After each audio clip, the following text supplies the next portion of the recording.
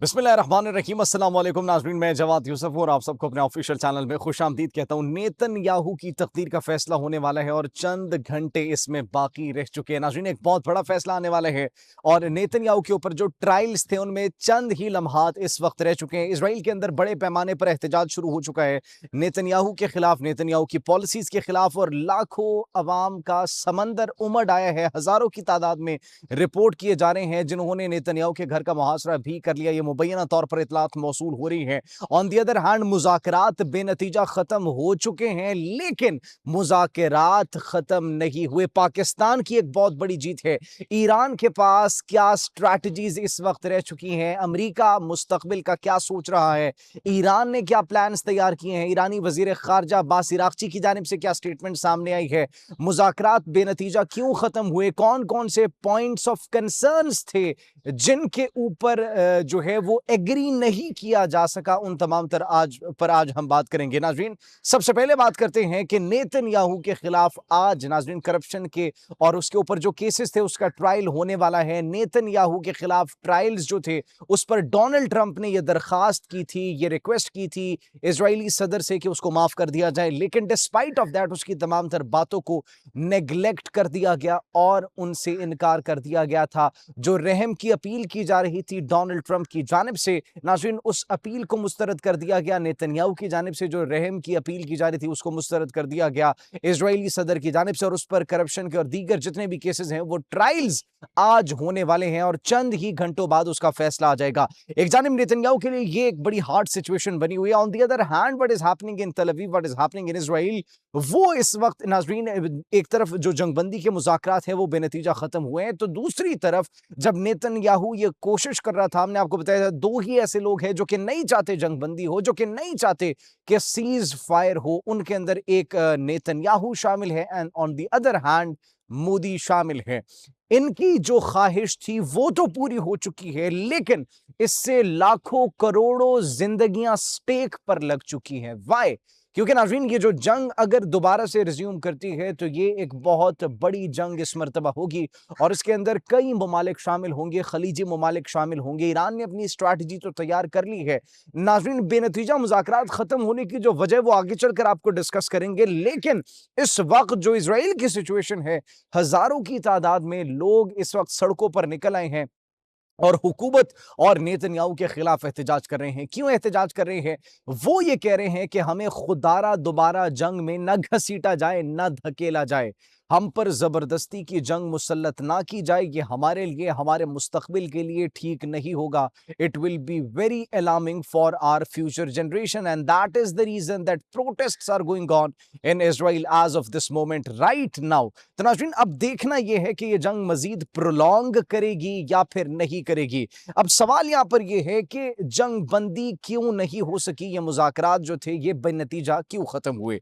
Iran की जानिब से कुछ पॉइंट्स, कुछ कंसर्न्स रखे गए थे। On the other hand, America की जानिब से कुछ पॉइंट्स और कुछ कंसर्न्स रखे गए। ईरान की जानिब से जो कंसर्न्स रखे गए थे उनके अंदर पहला कंसर्न ईरान का यह था कि जितने भी असासे मुंजमद किए गए हैं अमेरिका की जानिब से और इसके साथ साथ जितनी भी सैंक्शंस ईरान के ऊपर लगाई गई हैं उन तमाम तर को अपलिफ्ट किया जाए और इसके साथ साथ जो आबनाए हरमज है उस पर एक नया मैकेनिज्म तश्कील दिया जाए जिसकी सिक्योरिटी प्रोवाइडर ईरान को रखा जाए और वहां की एक फीस, एक टैक्स आयद किया जाए, रखा जाए, जैसे कि अभी किया जा रहा है, जिस पर नाजरीन एग्री नहीं किया गया अमेरिका की जानिब से। और एक और अहम पॉइंट था, ईरान की न्यूक्लियर कैपेबिलिटी को कंप्लीटली डिसमेंटल करने की बात की जा रही थी अमेरिका की जानिब से, जिसको भी तस्लीम नहीं किया गया। वाई? जब पूरी दुनिया के पास एक कवानीन मौजूद हैं और उन कवानीन के तहत उस मुल्क के पास ये इख्तियार है कि इतनी यूरेनियम की एनरिचमेंट की जा सकती है फॉर द पीसफुल पर्पसेस, तो अब क्यों ईरान के लिए कोई कानून लागू नहीं होता? क्या ईरान एक मुल्क नहीं है? क्या ईरान के एक खुद मुख्तार मुल्क नहीं है जिसके कोई जो है वो हुकूक नहीं है? जब पूरी दुनिया के लिए एक हुकूक हैं तो क्या वो ईरान पर लागू नहीं होंगे? तो वो जो पीसफुल पर्पसेस के लिए न्यूक्लियर की एनरिचमेंट, यूरेनियम की एनरिचमेंट का एक पॉइंट था, उस पर भी एग्री नहीं किया गया अमेरिका की जानिब से। अमेरिका ये कह रहा था कि ईरान का न्यूक्लियर प्रोग्राम मुकम्मल तौर पर खत्म किया जाए। इसके साथ साथ आबनाए हरमस पर जो टैक्सेस लेने की बात की जा रही है वो भी मुकम्मल तौर पर खत्म की जाए।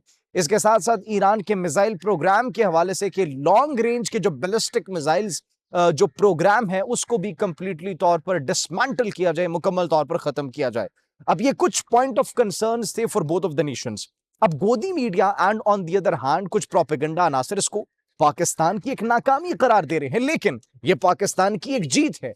पाकिस्तान की एक जीत क्यों है? क्योंकि पाकिस्तान ने दहाइयों बाद दो उन ममालिक को जो कि एक दूसरे पर बमबारी कर रहे थे, एक दूसरे के साथ इख्तिलाफात थे उनके, उन दोनों ममालिक को एक पेज पर लाकर, मुज़ाकरात की मेज पर लाकर बिठा दिया। That is a huge achievement for Pakistan.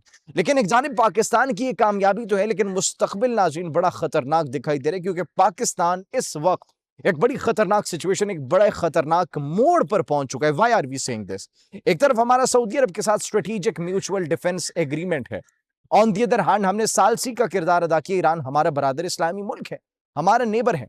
हम कभी भी अफोर्ड नहीं कर सकेंगे कि हम एक मजीद बॉर्डर को अपने इनसिक्योर करें, and for that reason Pakistan has to be very cautious. अब पाकिस्तान के पास जितने ऑप्शंस बचे हैं उनमें नाज़रीन सबसे पहला ऑप्शन तो ये था कि सऊदी अरब के साथ हमारा स्ट्रेटेजिक म्यूचुअल डिफेंस एग्रीमेंट हुआ और उसके तहत पाकिस्तान ने सऊदी अरब की हिफाजत करनी है।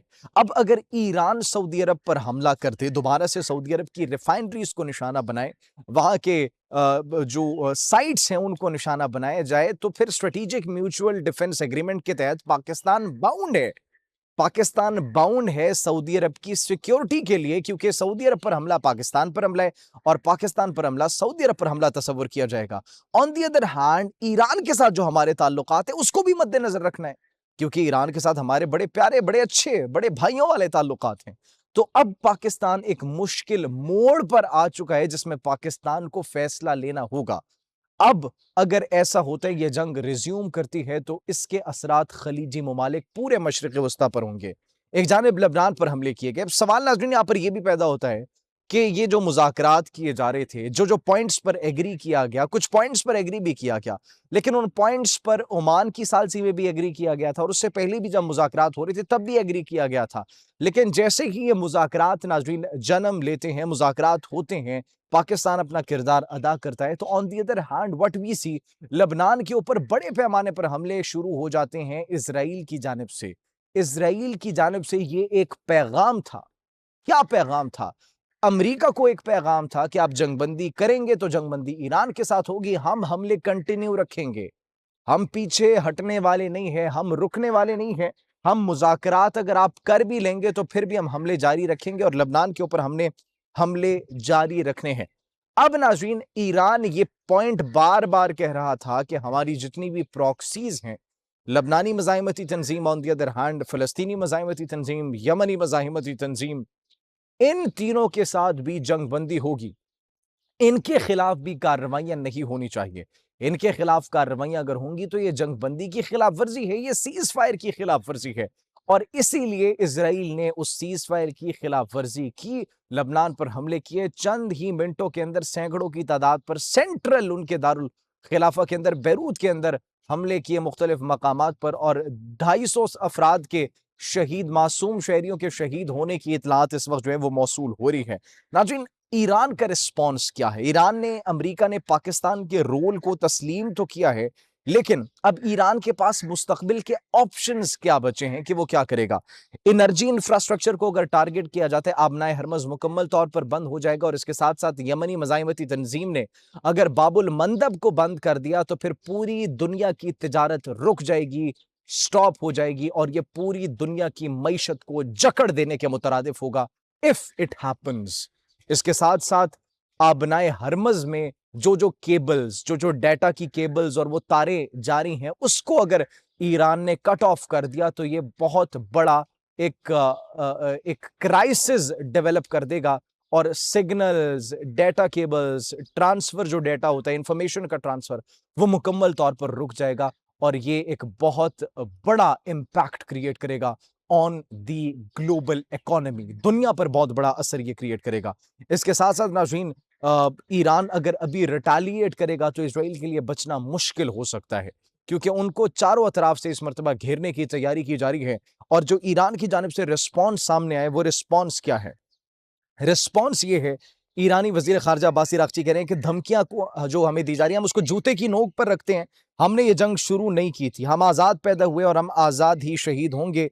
कोई हमें डिक्टेट नहीं कर सकता। So that is actually the response from the Iranian side. देखना यह है कि जो पेशकश दी गई है जेडी वैंस की जानिब से, जो कि उन्होंने जाने से पहले कहा, अब उसके ऊपर अमल दरामद किया जाता है, नहीं किया जाता, इस जंग को दोबारा रिज्यूम किया जाता है, या फिर पाकिस्तान या फिर कोई और मुल्क सालसी का किरदार अदा करने के लिए उठ खड़ा होता है और दोबारा से इन दोनों को मुज़ाकरात की मेज पर लाकर बिठा देता है। लेकिन देखना यह है कि अमेरिका और इजराइल अब ये जंग मजीद अफोर्ड नहीं कर सकते।